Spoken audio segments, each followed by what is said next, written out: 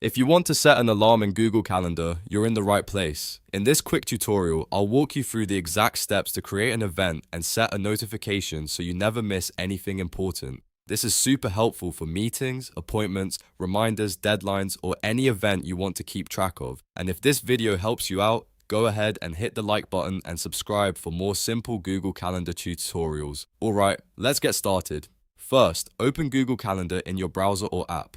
Once it loads, look for the Create button, usually shown as a plus icon. Click that and then choose Event. This opens the event window where you can add all the details for your reminder. Now enter the event name. Give it a clear title so you'll instantly know what it's for later. After that, select the date and time for the event. Make sure the time is accurate because this is what Google Calendar will use to trigger your alert. Next, expand the calendar section if needed.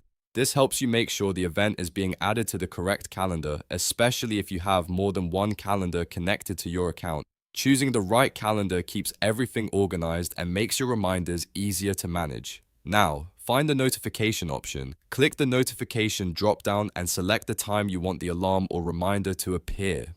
You can choose how far in advance you want to be notified depending on whether you need a reminder a few minutes before, an hour before, or even earlier. This is the key step that turns your event into a useful alert. Once everything looks good, click Save. After you save the event, Google Calendar will store it and send you the notification at the time you selected. That's it. Your alarm is now set. If you ever want to change it later, just open the event again and adjust the notification time.